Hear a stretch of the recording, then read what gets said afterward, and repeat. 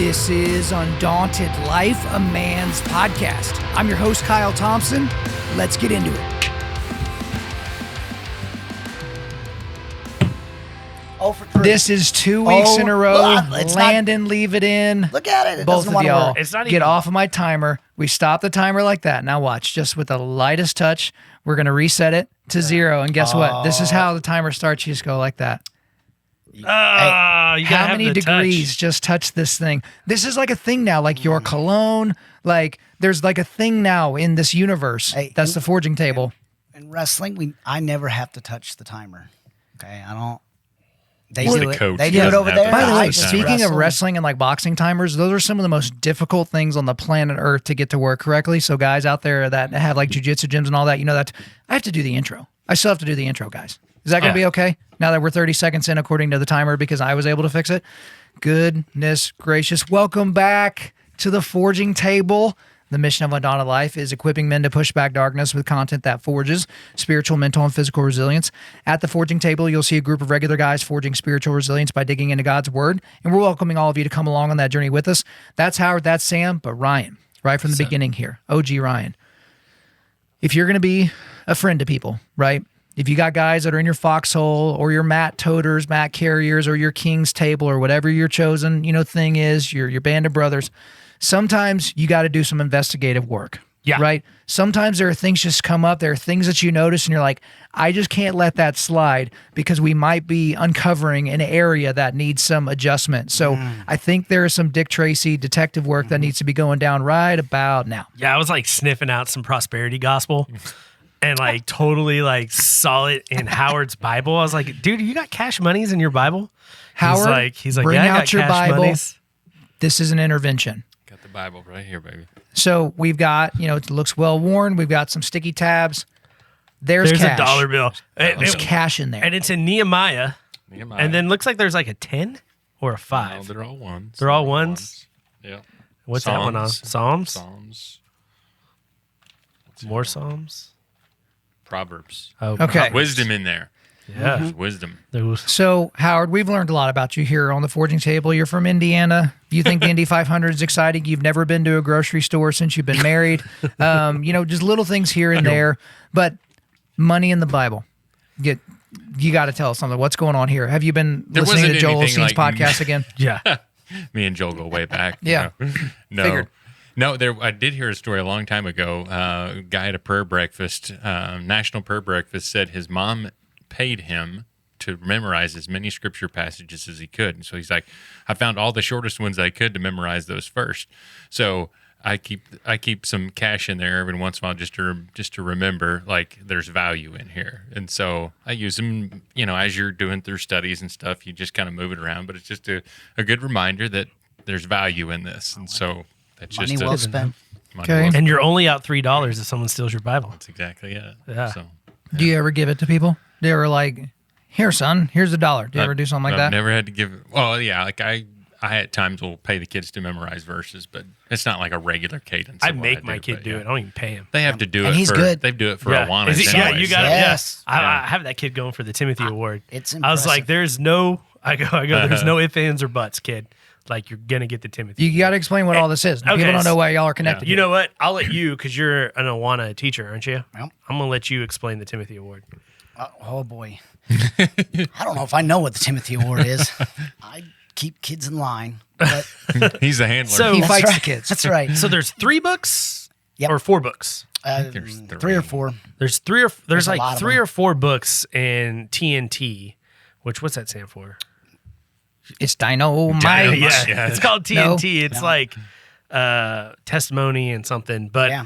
they're in TNT. So Will's in TNT now. And so to get the Timothy Award, you have this book and you have to memorize a verse every week. And then you have to memorize a verse you already memorized before. It's like kind of a Yep. different One new verse. one, one old Yeah. one, and then they got then you have 4 5. other verses or 4 or 5 other verses that you have to memorize.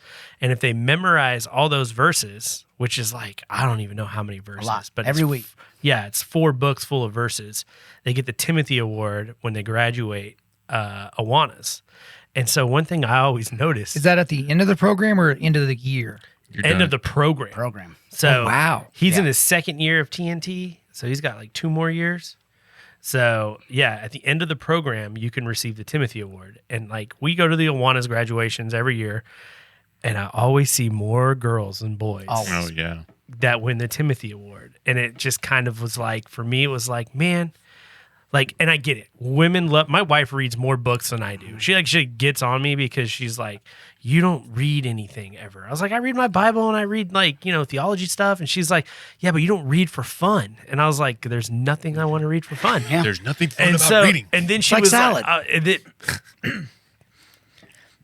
Keep and going.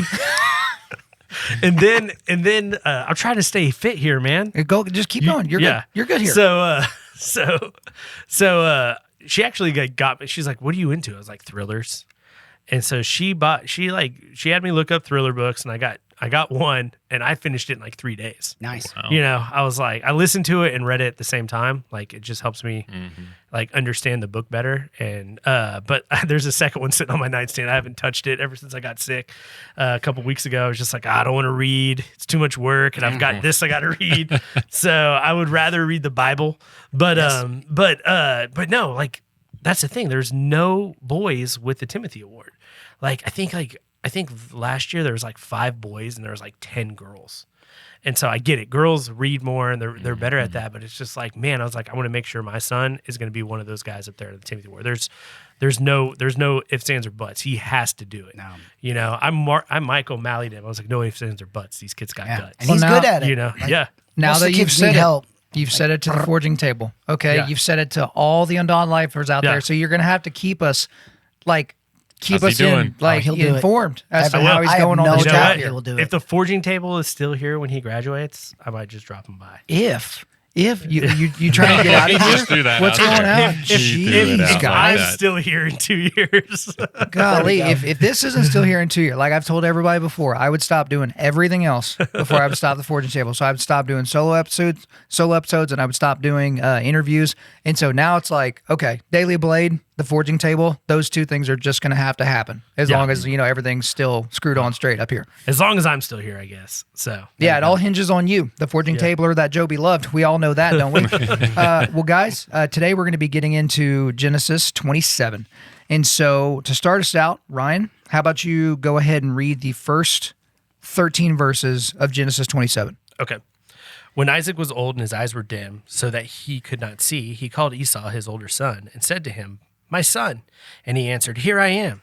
He said, "Behold, I am old. I do not know the day of my death.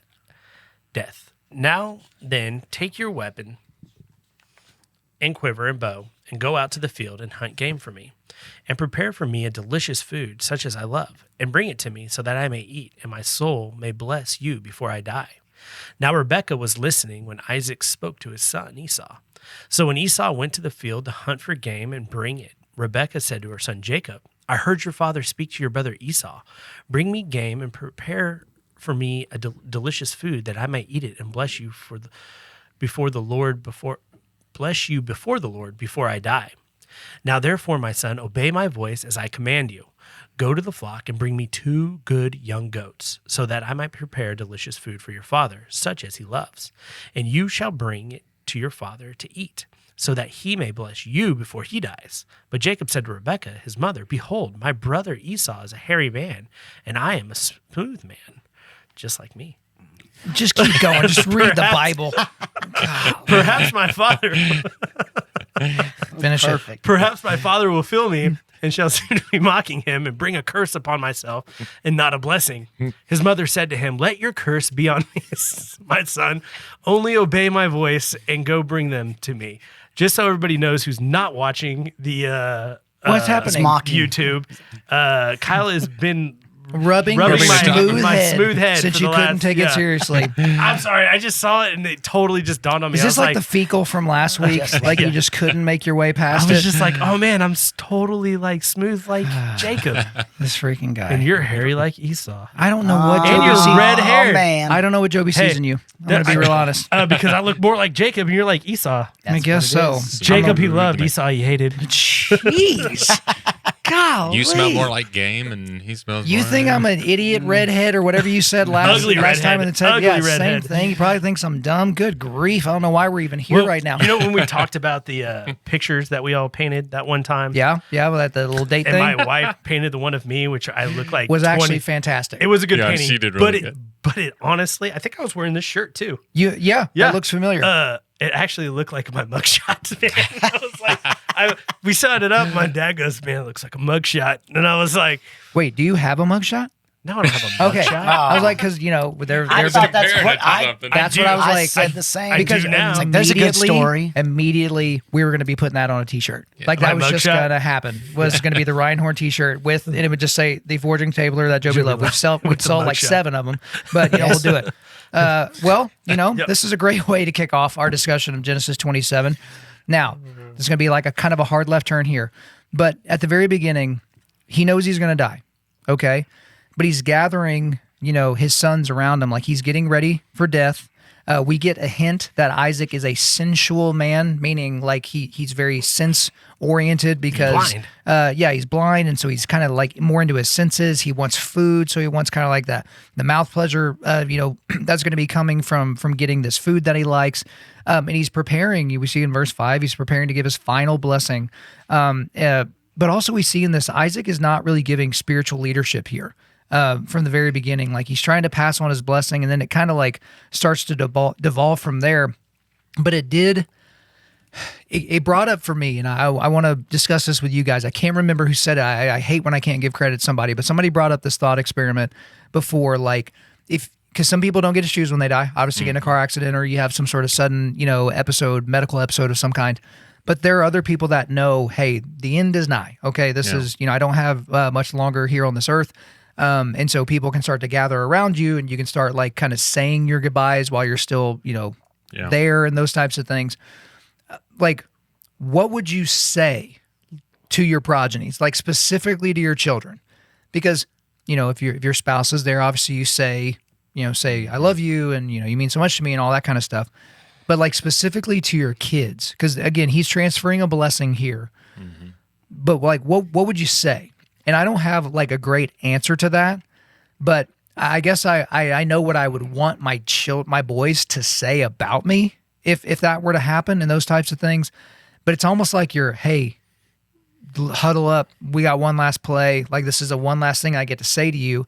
And I just don't know. I don't know if you guys have thought about that. There's certain, thought experiments and books out there that they make you write your eulogy. They make you write, what you would want to say on your epitaph. What would you want your last words to be if you got to choose it and all of that. But have y'all like thought about that ever? Or does anything like immediately come to mind? So fire away. I always go back to Paul's words, fight the good fight and finish the race. And that's like what I want my kids to do. I want them to see that I fought the good fight and I finished the race as a Christian man, even though I didn't do it perfectly, and I never will. Nobody will ever do it perfectly. Only one man did that. But I want them to see that I fought to be who I am and to be the man of God that I want to be. And I want them to do the same thing. I want them to fight for that, to be the men of God and the woman of God that God wants them to be. And so I love those words from Paul, fight the good fight. I fought the good fight and I finished the race. And I think that's just the way that I'd want to be remembered. What about you guys? I mean, last week we kind of talked about your dad and kind of his legacy with a lot of people. So we kind of know what people would likely say about your dad, but like, for you to your son, like what would have you thought about what you would say? Much the same. And I always did the thought experiment, like, what are they going to say at my funeral? Yeah. And what would I want to be said at my funeral? And much the same thing, though. Just like trust God, trust your family, take care of your mom, and see you later. If you're trusting God, everything else, it'll Yeah. work out. God will take care of you. I think that above all else would be my. And then I don't know after that, something about short jokes. Go with them. Don't fight. It's gonna happen. Don't call Just- redheads ugly. Yeah. Might hurt you. Nice with your words. Nice with your words. Okay, let's skip off of you. Howard, save us here. Go for it. We had a good friend that passed away at my office recently, and he had about a month to spend left with his family. And so it's amazing how quickly your focus shifts when it's whether it's 2 weeks or whether it's a month. I mean, that was so fast in a month. And to think like you need to spend that last month or as many moments as you can. And he was trying to come into the office for a couple of days. I'm like, get the heck out of here. Like, you need to be going and spending time with them. But I think that really resonated for me at that time. And so it just, I think I'm a lot like Ryan said, it's like, I would just tell them to keep their eyes fixed on him, right? There's so many things that can distract our visions in this world. But I go back to Hebrews 12, which is one of my favorites, but, keep running that race. Keep our eyes fixed on him. And so that's the thing that we have to keep pointing them in that right direction. And there's times they're going to get off and in different phases of life, but we just have to keep coming back to him and pointing them in the right directions because he's going to guide them through that. And so I think that's probably where I would steer them. Yeah, Ryan, this is a derivative of what you said, but I hope I get the story right. But the executive pastor, of Church of 1122 down in Jacksonville is a guy named Pastor Britt. And so Pastor Britt's father was also a pastor. And I think this is how it went down, but Pastor Britt's father passed away. And I think Joby was there for the passing or was there afterwards or something like that. And then this guy passes away, and then Joby has this major revelation of his purpose on this planet. I think he called his wife Gretchen, and he basically said, I figured out how to be the best pastor in America. Or he said something like that. Again, I hope I'm not butchering the story. And Gretchen's like, what in the world are you talking about? He's just like, I just have to finish well. He's like, this man finished well. And I was talking to a young man, I was actually talking to a guy that I'm coaching in the Dominion program. So that's the little coaching program that I do with guys. So you can check it out, Undaunted.Life/Dominion. But I was talking to a guy, and he knows an older guy who is a Christian. And he was like, man, this guy's just not finishing well. He's kind of turned off. He's not really on fire for the Lord. He's not really investing in anybody else or any of those types of things. What are some easy things that I can do to get him back in the game? I just looked at him like, there isn't anything. You can't make him care. You can't make him finish well. You can encourage him, but the number of older fellas out there that a younger fella like one of us at this table would love to talk to and to gain wisdom from. For those of you guys that are maybe your career's over with, but your life is not over with yet, man, there are people that you can pour into that you have wisdom to give them. But you just think, oh, my life is just going to be here in front of this television or at this pond with this, same fishing pole and lure. It's just like, man, there's so much more to give. And, I've heard Joby say this before, if you worked in the World Trade Centers, how would you have evangelized on 9/10? Yeah. Right? Yeah. If you knew 9/11 was coming, right? And you knew what was going to go down, how would you comport yourself if you were transported back to waking up the morning of 9/10 and you're on your way to work? And so it's like, how would you be different if you realized that this was not the end, for sure. Yeah. And that's, go ahead. I was just going to say, I think that is a lie that a lot of people that you're talking about, Kyle, whether it's you're just getting ready to come into retirement or after. I've had a lot of conversations with a lot of men that their fathers and their grandfathers have just disengaged. And it's just like they have so much to give. And it's like, I used to listen to a podcast years ago. It was a Family Life Today podcast, and there were two men on there. And when you would hear them speak about the circumstances that they went through in their life and with their families, there's so much hope and so much encouragement that comes from that.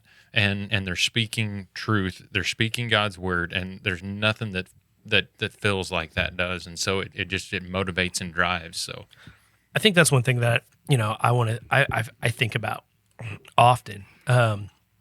When I was in high school, I was a horrible person. If I died in high school, I'd probably think my family would be the only people to show up to my funeral if I'm lucky. And that's one thing that makes me think about how you finish well is I want somebody from high school to hear and see me now and think, wow, what a totally changed person. Look what God did in his life when he put God first. Because I didn't put God first in high school. I put myself first. College did the same thing. Probably until I was in my mid-20s, early 30s is when I finally let go and let the Holy Spirit just not only reside in me, but move in me. I just stole that from Pastor Mark from today's sermon. So just thought I'd shout that out. But that's the thing that I think we need to think about, that I think about with my kids, is like, hey, I can teach them I can teach them this stuff now, but don't get down if you have that hard time in life where you are a jerk, but finish well. Let God change you and finish well. And also let God guide you. As we see in this early part of Genesis 26, Rebekah knew that the blessing was intended for Jacob, the younger brother, but she decided to take matters into her own hands. There in verse 13, his mother said to him, "Let your curse be on me, my son. Only obey my voice and go, bring them to me." And I thought about Oedipus Rex and the Oedipal mother. It's kind of this all-consuming mother where, there's such an abdicated leadership spiritually coming from your father that your mom says something like this and you just go right along with it. And Rebecca, she just, again, took matters into her own hands here. Well, that's the thing. Isaac knew. Yeah, they both did, right? Yeah, they both knew. And Isaac was abdicating his responsibility. I don't know if it was on purpose or he just forgot because he's old, or maybe he favored Esau. Oh, I think it's 100% I think he favored Esau. He lived another 40 years after Well, this. no, he lived to see Joseph. Yeah. He lived to see Jacob's kids. Yeah. Like he did, he was trying to push this himself. Yep. And so he abdicated responsibility, didn't listen to what God had prophesied through his wife. And then his wife, rather than trusting in God and what God's plan was, she decided to be deceitful to make sure that the plan went through. So I was reading one of MacArthur's commentaries on this, and he said, I'll just read what he says. "Obey my voice." This phrase shows up repeatedly in the book of Genesis, frequently with negative implications. Adam listened to the voice of his wife and ate the forbidden fruit. Later, he heard the voice of the Lord in the garden hid himself. Abraham heeded the voice of Sarai and produced a son through Hagar against the Lord's will. Here we find Rebekah giving ungodly advice to her son, and Jacob heeding her words. So just repeatedly throughout Genesis, we see this. Yeah. And in the note I put down there, did these men take these words that they had heard and test them against the promises of God? Or did they just take them and like, oh, no, that sounds good? They wanted to make it happen. Yeah. And I think what's crazy is we see all this sin. Look at all the sin going down in this moment right now. And God's still glorified in the end. And he still blesses, And that's the crazy thing to think about. Because I think about my sin. I'm like, oh, man, I'm going to be down on myself. And God wants nothing to do with me. But no, he'll use my rags to clean windows, and to open things up. And so I just think it's like a beautiful thing to see. Through all this sin, God's plan still goes through and God's still able to do what he needs to do. So do you think, he had been it was prophesied that the younger would serve the older would serve the younger. So in this, did Isaac, by doing this, trying to go through with this, is he going against God's will here? I think he's abdicated his role for sure. He's not listening to God due to the favor of one son. But, I mean, reading about Jacob, the dude was a sly guy.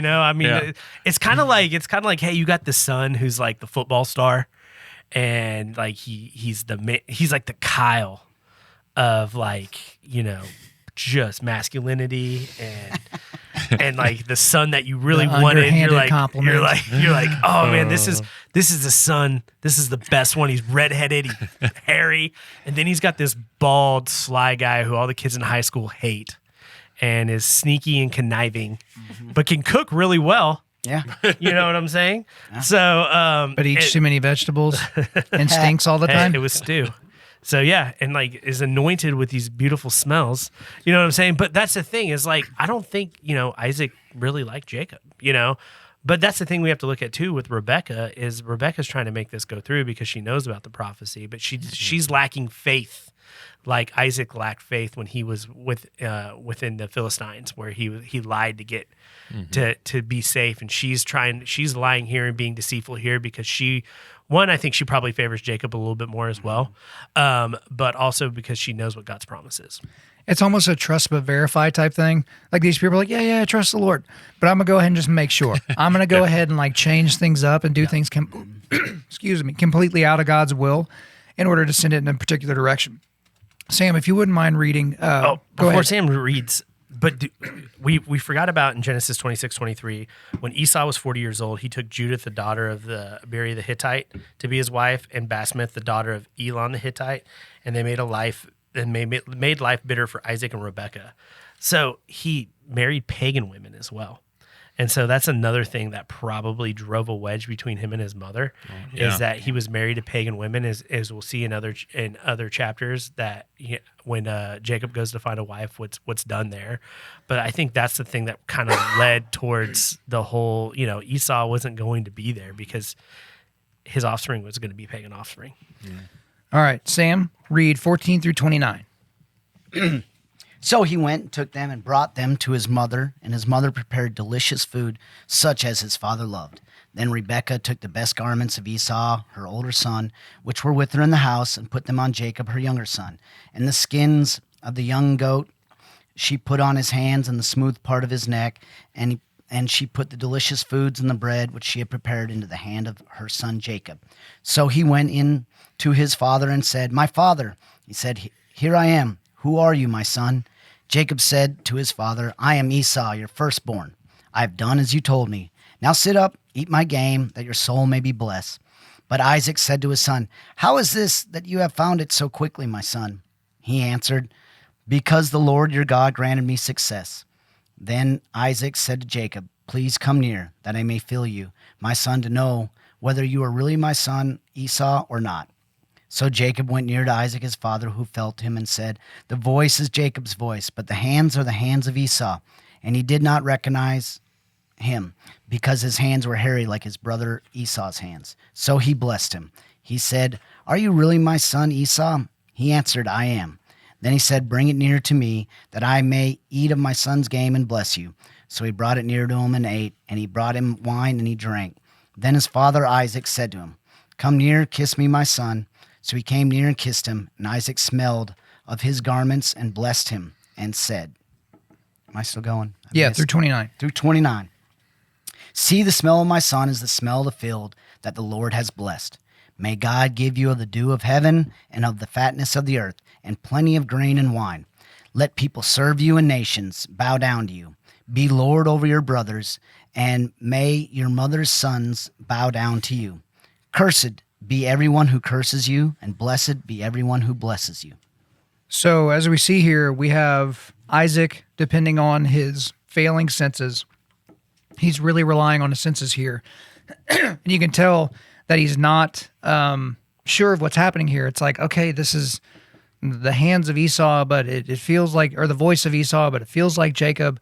And, there's issues here, but he's going off of his senses, and his senses, as we've seen here, like they're gone. But he's just relying almost on carnality to try to get through this situation, and it's just not working out well. I just wonder what kind of bloody mess Jacob looked like, because they didn't have time to tan the hides after they just cut the goats up and he put it on himself. Yeah. But I think one thing that it looks that we have to look at too is Isaac's blind, and so he has to rely on those other senses because he cannot see. And so, he smells, and he smells of the field because the dude, Jacob's wearing goats, and I think he also had some of Esau's clothes that were left over at that house, and through his ears, all he can do is hear Jacob's voice, but through touch and smell, he smells Esau and feels Esau. So, and then the food, and then you look at the food that was prepared. I want to know how well of a cook Rebekah is to make venison, make goat taste like venison. Because he's expecting wild game, and that's where he comes back and says, "How did you find something so quickly?" And she took 2 young goats and made some food with it. So, yeah, it was interesting that she tells, listen to my voice, and that's where they almost fail, was the voice part. I thought that was kind of interesting in there. I think it's interesting. We talked about it earlier, but he lived another, was it 20 or 40 years? 43 years. Okay, so he lives another 43 years, and a couple of the commentaries I was reading, it was like he just kind of wanted, hey, son, go get me this game so I can kind of do my thing and kind of pass this on. I'd like to have some really good game and feel satisfied, right? Yep. And so they kind of put this off as, at least the commentary I was reading is like, I don't think that he was really that close to dying. He wanted to be satisfied. He wanted to kind of get this passed off and give it over to him. And so, which is how he lost the first birthright too. Yeah. Right? Yeah. Well, he's also A quick meal. He's blind. You know, Yeah. it's like if I was blind, it's not like I'm going to go out there and be doing a lot of things. Like I probably just want to retire now and pass the buck on. I thought something that really stood out to me was because the Lord your God granted me success when Yes. he asked Oh, him, how did you find the game so quickly? He said, because the Lord your God granted me success. Like, is that taking God's name in vain? Of course. I would think so. Yeah, Yeah. that's where I was just like, man, even through like we know that all these parties are guilty. Esau's guilty of stupidity. Isaac's guilty of abdicating his role. Rebecca's guilty for lying, and now we have Jacob guilty for going along with it, and then also using the Lord's name in vain to show. To steal this, to take this birthright, basically. And so that to me was just like, oh man, it was like a gut punch when I read that. Yeah. I was just like, dude, it's totally using God in his lie. Yeah. So I thought it was interesting. Oh, sorry. No, you're good. I thought it was interesting how Rebecca said, let the guilt be on me. Yeah. he was And he's happy like- to do it. He's Yeah, like, hey, right, my like- mom's taking this one. Yes. The problem, yeah. The problem is, it's like that's not how it works. No. Yeah. Right? Like the commentary I was reading, it's like their theology really here hasn't been too on point, right? Like, Yes. And the consequences that go on later, Yeah. you're just like, man, you totally deserve this Yeah. in every way. And he throws that line in there. Be Lord over your brothers and your mother's sons. Yeah. Because he's got a couple wives, got a bunch of kids with different wives. But hey, like just moms, sons, you're definitely Lord over them. Yeah. It's a tremendous thing that we see here. I think you guys are onto something there with, again, him using the Lord's name in vain.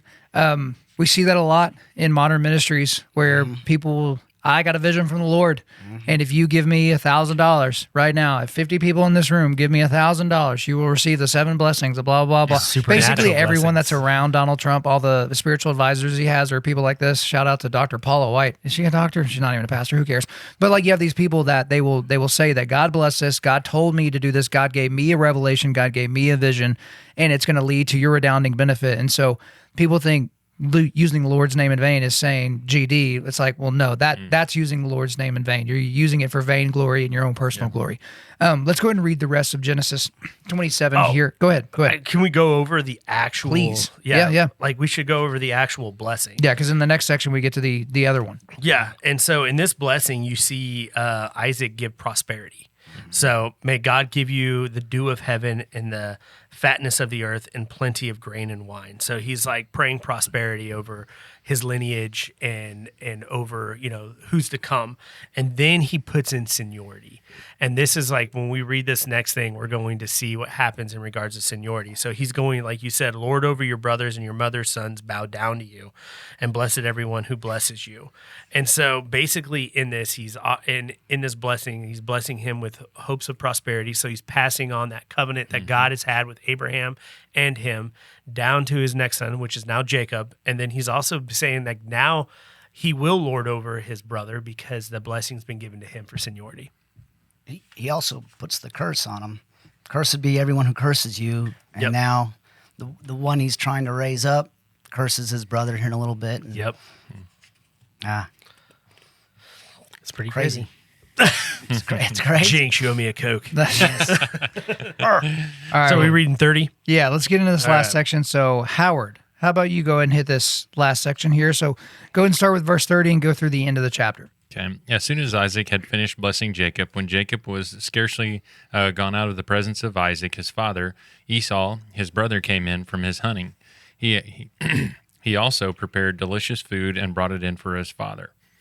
And he said to his father, excuse me, let my father arise and eat of his son's game, that you may bless me. His father Isaac said to him, Who are you? He answered, I am your son, your firstborn, Esau. Then Isaac trembled very violently and said, Who was it then that hunted game and brought it to me? And I ate it all before you came, and I have blessed him. Yes, and he shall be blessed. As soon as Esau heard the words of his father, he cried out with him in an exceedingly great and bitter cry, and said to his father, Bless me, even me also, O my father. But he said, Your brother came deceitfully, and he has taken away your blessing. Esau said, Is he not rightly named Jacob? For he has cheated me these 2 times. He took away my birthright, and behold, now he has taken away my blessing. Then he said, Have you not reserved a blessing for me? Isaac answered and said to Esau, Behold, I have made him lord over you and all his brothers, and I have given him for servants and grain and wine, and I have sustained him. What then can I do for you, my son? Esau said to his father, Have you but one blessing, my father? Bless me, even me also, O my father. And Esau lifted up his voice and wept. Then Isaac, his father, answered and said to him, Behold, away from the fatness of the earth shall your dwelling be, and away from the dew of heaven on high. By your sword you shall live, and you shall serve your brother. But when you grow restless, you shall break his yoke from your neck. Now Esau hated Jacob because of this blessing with which his father had blessed him. And Esau said to himself, The days of mourning for your father are approaching. Then I will kill my brother Jacob. But the words of Esau, her older son, were so told to Rebekah. So she sent and called Jacob, her younger son, and said to him, Behold, your brother Esau comforts himself about you by planning to kill you. Now, therefore, my son, obey my voice. Arise, flee to Laban, my brother in Haran, and stay with him a while until your brother's fury turns away, until your brother's anger turns away from you, and he forgets what you have done to him. Then I will send and bring you from there. Why should I be bereft of you both in one day? Then Rebekah said to Isaac, I loathe my life because of the Hittite women. If Jacob marries one of the Hittite women, like these, one of the women of the land, what good will my life be? So David Brown in his commentary had an interesting thing about verse 45. It refers to the law of Goalism. That's where the nearest of kin would be obliged to avenge the death of Jacob. So that's where she's talking about, I don't want to lose both of my sons at the same time, but ultimately she does. Jacob ultimately goes away for 20 years. We see that later on in Genesis 31. He's away for 20 years. Rebekah never sees him again. And so it's just kind of one of those downstream consequences of a decision.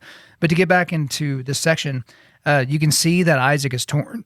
Isaac is torn here because he understands what's happened. He understands that he's been deceived. He wants to give a blessing, but he also knows where the blessing is supposed to go. But he also wants to provide for the older son. And I remember thinking to myself, why couldn't he just, whoopsie daisy, I'm just going to give the blessing to the other son. And it's like, that's just not how this works. Like at that time, it's like there was one blessing that could be given to one person and it couldn't be undone once it was given. And so that's why, we see it there in the text, Esau cried out an exceedingly great and bitter cry. He wept.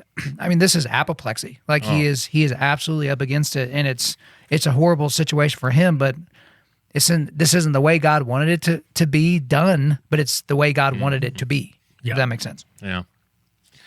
Well, go ahead. Well, it's crazy to me that what you're saying. Like, why don't you just say it again? Like, the words mean so much, but at the same time, she's lying to him, and it don't mean as much.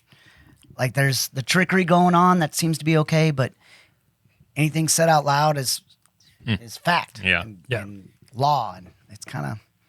Well, I think it's just a consequence to Esau's flippant behavior in regards to his birthright and who he was. I think he was just so high on himself that, he gave away his birthright for some lentil soup, basically a salad. and then when the blessing comes around, he's expecting it. He feels like he deserves it. And it's just like you don't, it's not even set aside for you. Now, these Rebekah and Jacob did it in a very deceitful way, but that blessing was meant for Jacob because that's what God's plan was. So it just goes to show that, I could do every deceitful thing. And if God's plan is for me to be over here and I'm doing deceitful things to get over there, I'm still going to get over there. But who knows what the consequences are going to be. Mm-hmm. So I think it's something that we need to look at. But I thought something that was pretty crazy to think about was Isaac when Esau answers him and says, I'm your son, your firstborn Esau. Then Isaac trembled very violently and said, who was it then that hunted game and brought it to me, and I ate it all before you came? And like, I think at that point, either he remembers the oracle of Jacob, taking over prophecy of Jacob. Either he remembers it, or he's like, man, like I try to do something, and I've been told by God, like this is on me as well.